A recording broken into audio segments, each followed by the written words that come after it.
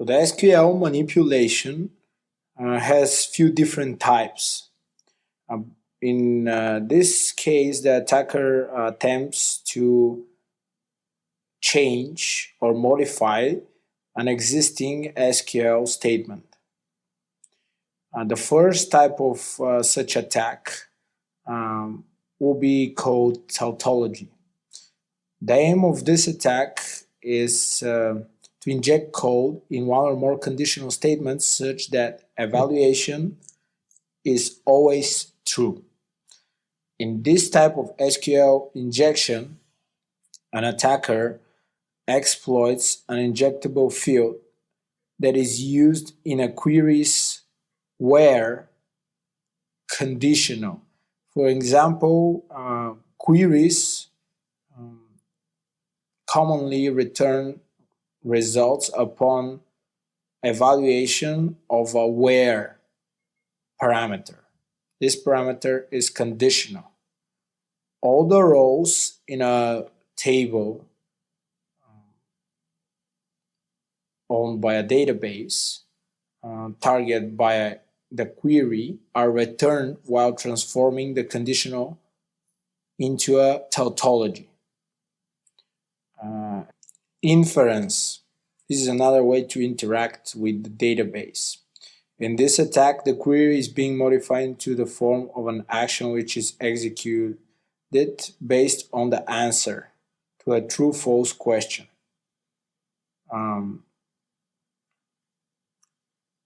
So in this type of SQL injection, a malicious actor tries to attack a site that is enough secure not to provide acceptable feedback via database error messages.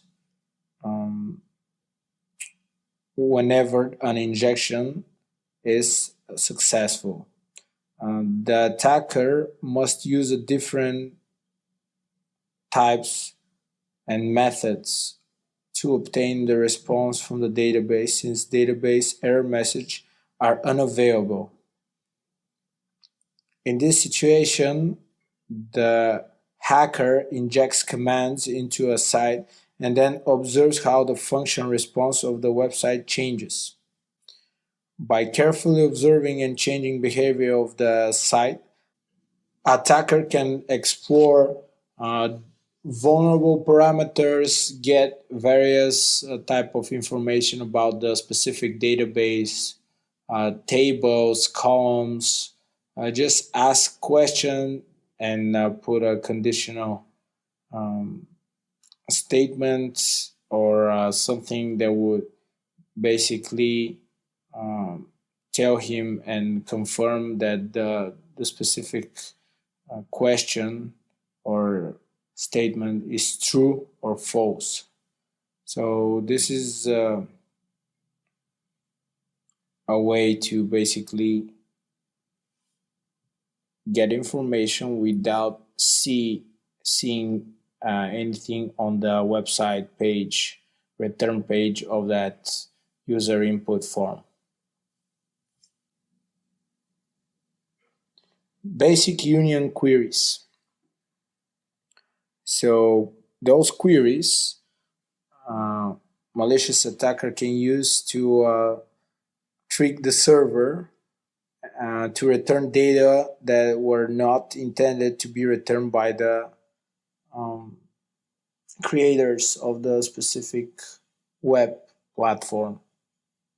In the attack, a malicious hacker exploits vulnerable parameter to change the dataset returned for a given query.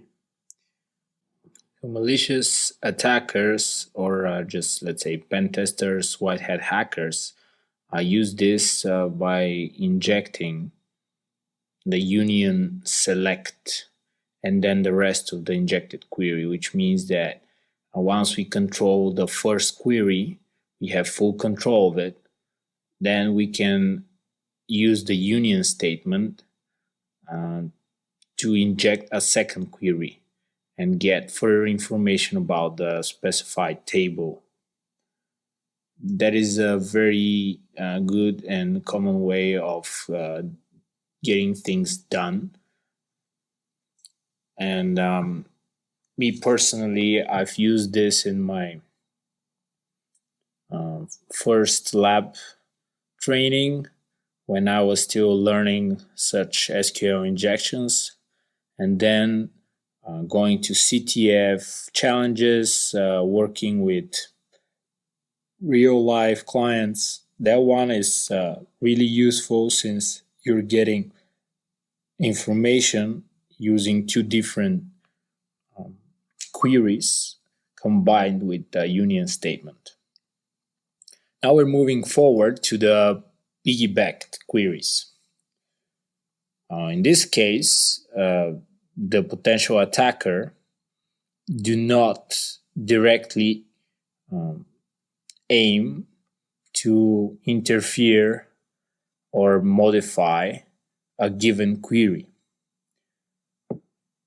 Instead, they try to include new and unique, just different queries into the original one. The result is basically database will receive multiple SQL queries, and then this can actually prove to be really, really harmful for the database. So we can say that this type of attack can actually break and destroy or damage significantly a database of a specific web application. In this case, the first query would recognize and this type of attack, usually the second query would lead to, for example, a drop of a table, which most likely would damage really valuable information and would make the web application to break as it tries to pull out some information of the database from the database. To be honest, using piggyback queries would not be very beneficial for further exploitation of given application. And once you do a successful piggyback injection, then you might not be able to do much after it because the application might break, something might change in the database, it might give unexpected error that might trigger an alert to the owner of the website. So this one is maybe the analogy of denial of service type of attack using SQL injection. In this case, you have a lot of things to think about before actually executing something and breaking the application itself. Since the SQL injection attack does not intend to do DOS type of stuff, it actually intends to give you more information, give you further access, maybe help you escalate your privileges, gain access to different accounts, access to NPPI, and things like that. You don't want to break an engine that gives you such valuable information. So definitely that might be leading to further problems. And I myself don't use this very often. Now we're moving forward to code injection type of exploit, SQL injection. It will include specific code or different SQL statement to the initial one. By code, I mean command, different type of commands. It's really a hybrid, and you can add different type of stuff within the SQL query, which makes it really complex, comprehensive way and cool way, in my opinion, to do stuff. The first type of such code injection will be the like query. The malicious attacker here attempts to interact and manipulate the actual statement using like queries. User input incorporated into such like query can subvert and tweak the query, complicate the actual match, and in many cases, this could serve as a prevention uh, to the use of indices, which definitely slows the queries substantially. With with few interactions like that, compromised like query could also lead to denial of service, the DOS attack that I talked about previously. And in my opinion, that one is not very good to use as well, or it should be used carefully in real life examples, since on real engagement, for example, you don't want to break anything and make it unavailable for users. Again, usually there might be some cases that you can do that. The second option will be the column number mismatch. Another type of code injection manipulation will be the column number mismatch, which also takes a lot of time, and it's not usually used in regular engagement, so I won't spend too much time on this one. You can read more about it online and see if you want to try that one, but most of those need a lot of tweaking, a lot of different guessing, and at the end of the day you might not be able to get the right answer, but you might try. Absolutely, I encourage you to try, bang your head against the wall, since this is the right way to go. Another options will be the additional where clause, also the insert sub selected query, which also are really rare to use, and it takes long time to understand those, also to be able to implement those. But it's my duty to tell them to you, so you know that they exist. So the next one will be the functional code injection. Those injections are actually including functions into vulnerable SQL statement, which means that we can actually invoke operating system calls or manipulate data in the actual database.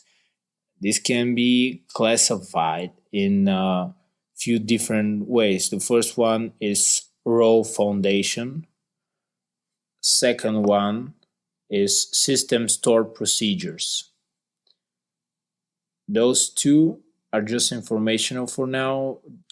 The next type of SQL injection that we will look at is the buffer overflow one. In several different databases, the buffer overflow has been identified as a way to go, meaning you're flooding the database with specific type of information and cause it to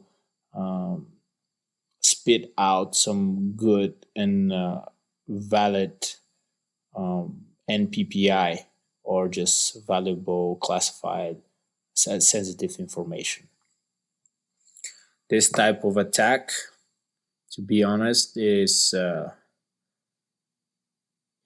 really cool, and I haven't been able to actually implement it in real life scenario, but I've done this in a few lab environments. And to be honest, that one gave the opportunity to um, get cool information. The hard thing here will be to get that buffer overflow working. As usual, buffer overflow needs a lot of experience in how the application is structured, how the code works. You need to have some prior experience with debuggers, maybe trying to do the actual buffer overflow of some desktop applications, for example, and see how it goes. But once you get it to work successfully, it's amazing that the actual output and the joy that one have once complete that exploit. It's really important to follow all the steps and pay attention to small details here, because if you mistake in one step or one small part of the whole process, everything afterwards won't be valid or successful. Unfortunately, this is how it goes with buffer overflows.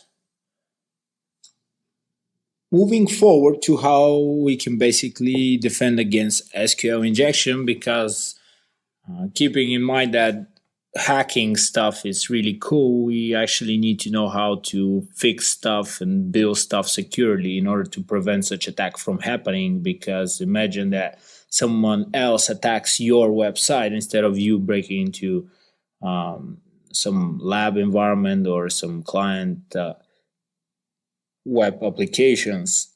So this is a knife with two blades, and there might be problems. There might be problems while you develop your web application without knowing how to defend and sanitize the user input. Most used ways and best practices to defend against SQL injections will be sanitization, validation of user input, and these days, developers have come up with a really good way to use predefined